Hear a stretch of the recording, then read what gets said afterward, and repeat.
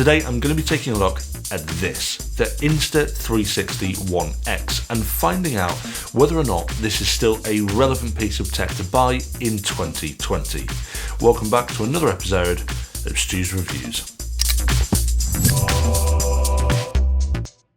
From now on, we're going to refer to this as the ONE X because Insta360 ONE X is a bit of a long name to say every time I want to say it. So, the ONE X it is. For those of you that don't know what the ONE X is, it's a 360-degree camera, meaning it has two lenses, one on the front and the back, meaning it can take a full video of everything that goes on around it, and we'll be looking at this in some detail. Insta360 have a bunch of options available. This particular one was one of their newest cameras, and this was released in October 2018, I believe.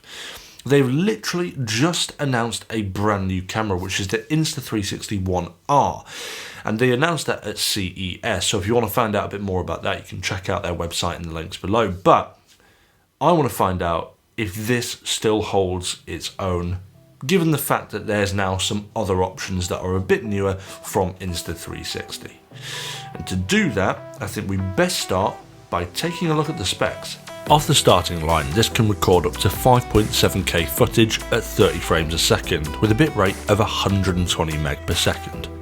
It can record faster if you need it to, for a maximum of 100 frames per second if you lower the record quality to 3K.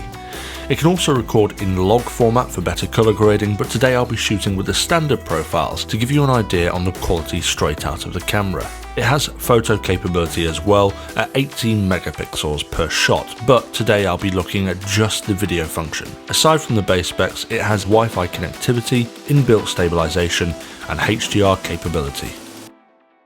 Now you know the specs, let's pick apart some of those details and explore it a little bit further. Now there's one glaringly big thing that I want to point out with the Insta360 ONE X. Now the spec is that it can record 5.7K footage. Now on paper that seems incredible, but, and here's the big but, when you have the image fully zoomed out so you can see the entire 360-degree picture, this is what's recorded at 5.7K. So almost everything you're seeing together makes 5.7K. When you crop in, it no longer is 5.7K.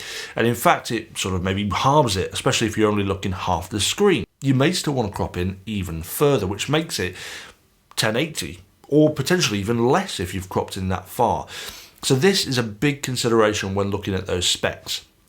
If you think you're going to end up with a 4K image all the time, you're probably not going to be ending up with that. But as long as you're aware of that and as long as you know that, you're not going to be disappointed by it. Now the fact it records this 360-degree angle at 5.7K does mean that you can crop in and you can do a hell of a lot with this 360-degree footage. For example, as the footage is going along here, I can spin the camera around to see a different angle of what's happening at the same time. And I didn't have to do that with my hands whilst recording or anything like that. I did this in post because it's recording that entire scene. And I think that's phenomenal because it looks like a GoPro, but then flipping it around so you can see something else is amazing. But not just that, it means you can do really weird and cool tricks such as playing the video, pausing it, moving the camera around, then resuming it again. So you're getting this kind of Matrix-esque bullet time effect. Hey! Which I think is ace, to be honest. But I think the key feature with this is the fact that actually you're never going to miss a shot. Unlike something where a GoPro films in one direction only, this films in every direction. So if you're out doing a travel vlog and something happens in the distance and you want to edit that into your footage, you've got that. You've got your reaction and whatever is happening in the distance, all from just this one camera. And that is absolutely golden. That cannot be underestimated how good that actually is. And it's not just the flexibility of this that impresses me, it's the stabilization of footage as well. Now their flow state stabilization, whatever that means, is phenomenal. It handles stabilization incredibly well for such a small camera. I mean, if you look at some of the shots I've done that should be shaking all over the place, yes, there's a little bit of shake, but if you compare that to something like a GoPro footage, it's just miles and miles ahead of anything I've used at this size before. Now, I'm sure there are probably things that are better, but I haven't tried them. This, like I said, is miles above and miles ahead of anything I've tried in respect to its stabilization. Quite simply put, it's incredible.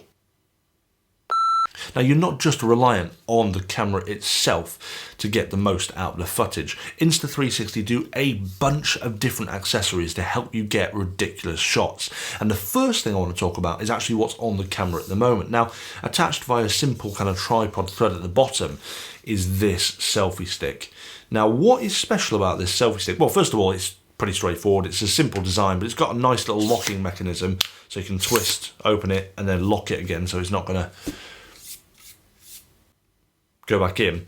But the thing that makes this absolutely incredible is what they call the invisible selfie stick. Now, when you're using it with this, you can't actually see the selfie stick in the footage. And if you look at all of these different shots here, it looks like the camera is simply just floating in front of me, which creates this bizarre effect that if I'd shown someone this a few years ago, they'd have been like, what is going on there? Is that a drone? Is it someone else with you? This really is a studio in your pocket. And actually saying that, even now, showing people the footage that I've taken on this, they're scratching their heads trying to work out what is going on. So a round of applause for Insta360 on this particular feature. It is truly incredible, and it means that you can get some fantastic shots.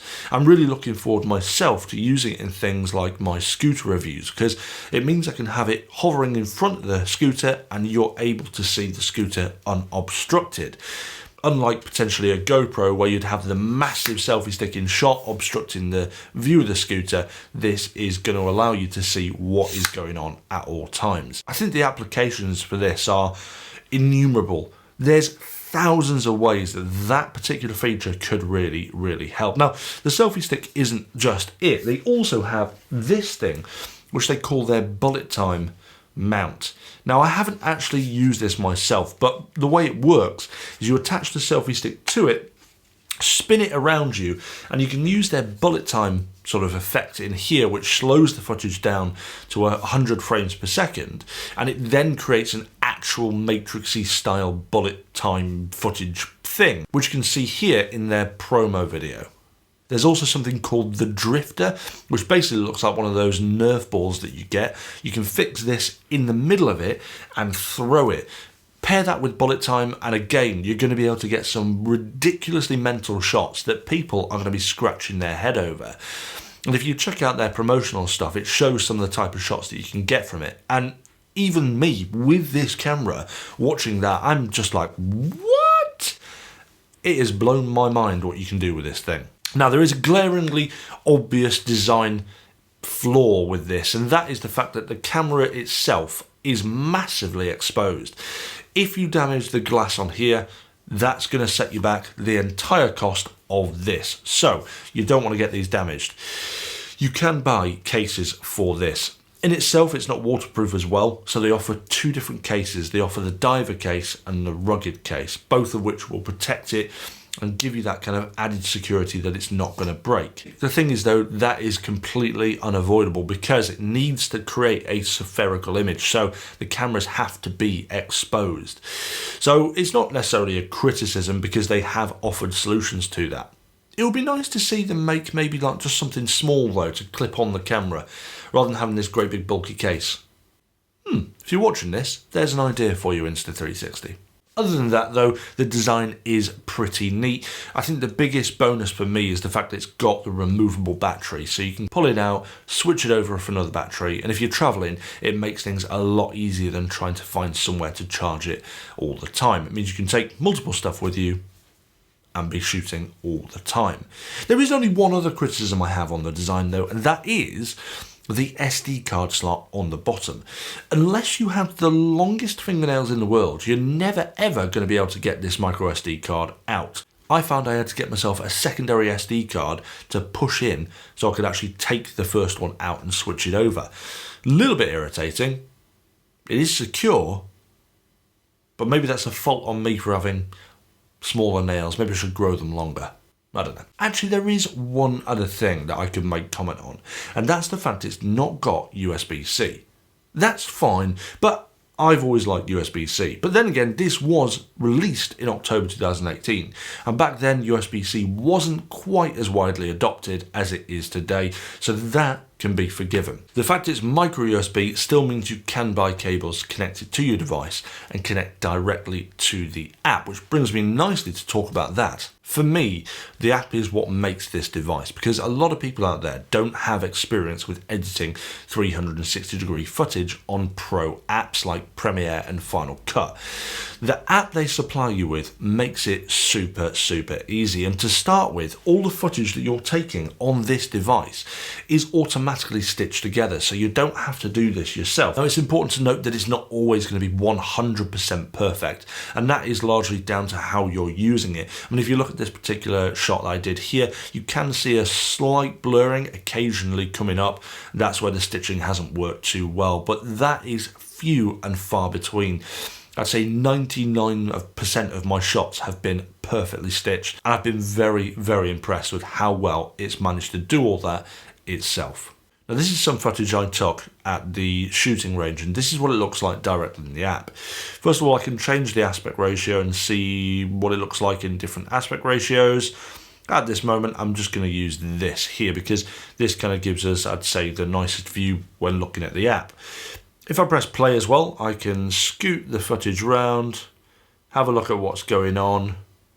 I can also zoom in, zoom out. So I can do quite a lot in this app. Now, if I just pause it and go back there to where I was, I can do a bunch of different stuff with this directly from the app. And the first thing is I can do smart tracking. So if there's a particular point on this that I want to track, all I do is hold my finger on it, press smart track, and it starts tracking, as you can see here. So everything that I'm doing now will be tracked on my hand, so that, well, you can see here. And actually, how well it does this, I'm super impressed with. The fact you can add tracking directly from the app in such an easy way is awesome. And if we go back and play what we've just recorded, you'll be able to see here that it now sort of records that, available for me to export. If the tracking wasn't working that well, you can actually keyframe the movements of the camera too. So for example, I'm at this point in the video, I can select here on my head and press pivot point, then press play. And what I can do then is move the camera to, say, looking down at here. I'm going to press that and press pivot point again. I'm going to play it a little bit more, and possibly about here. I'm going to put a pivot point in just there, and then you can just saw the clay flash past there. I'm going to put a pivot point in just there. So if we go back now, what we should have is a little movie. They do, don't they? You shot the river twice. Well. So the ability to track things, the ability to pivot in the app makes this phenomenal. And also you can do other things such as hyperlapse as well, but I'm not going to delve into too much detail on the app. All I can say is that the app makes the whole experience extremely easy to use this 360-degree camera. And that is a massive selling point for me when looking at whether or not you should be buying one of these. There is a desktop app as well. Now, the desktop app is a little bit different and it kind of functions in a different way. The footage that comes from the One X is in pretty much an unreadable format by my computer. I currently use a Mac, and there is no native plugin for Final Cut Pro, which means that I have to use the desktop app to import the footage into and then export the footage as a readable format, at which point I can then edit in Final Cut Pro. Those of you that are using Premiere, you're in luck. There's a plugin directly in that, and it will allow you to edit directly in Premiere without having to go through the rigmarole of using the desktop app to convert the footage. And this might be another consideration as well for those of you that are using Final Cut Pro. The conversion does take a little while to do, so be prepared to actually put this on your computer and wait for half an hour for everything to convert and then to import into Final Cut, because it can take a while. Is this an advert for people to use Premiere? No, but it's definitely a consideration that you need to make. Now, interestingly, a plugin for Final Cut Pro has been asked for time and time again. And actually it's been asked for since they brought this out in October 2018, and currently there isn't one. So why that is, I've no idea. Will we ever see one? At this point, nobody knows.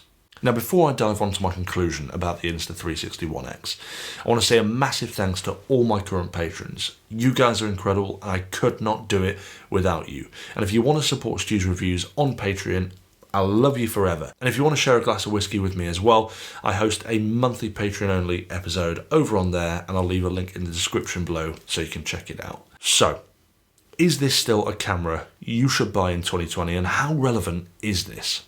If we take a look at everyone else's opinion across YouTube and other review sites, you'll find it's a massively polarising product. Loads and loads of people really love this camera.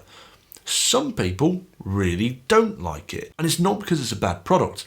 They often say they wouldn't buy it because they think that 360-degree footage is unnecessary and they'll never ever use it, which is fine. But I think they're wrong.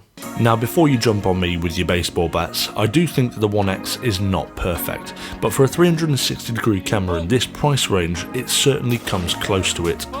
I can tell you now that this is one of those rare pieces of tech that comes through my studio that verges on being bloody magical. Yes, it got released in 2018, and yes, there are new options on the market, but this thing hasn't seen its sell-by date just yet. In fact, it's not even close to it. In my opinion, it can still pull a KO on most action cameras out there. It's absolutely ridiculous, the versatility of this camera, with some of the shots verging on being so unbelievable I'm at risk of being burnt at the stake as a witch. All jokes aside, this thing is really cool, and it's going to up my cinematography by tenfold. I can't wait to show you what this thing can do over the next 12 months. And that concludes today's review. If you want to find out anything more about the Insta360 ONE X, I'll leave a link in the description below so you can check it out for yourselves. Other than that, if you found today's video of any help to you at all, I'd massively appreciate you return the favour and hit that like and subscribe. And I'll see you back for another episode of Stu's Reviews soon.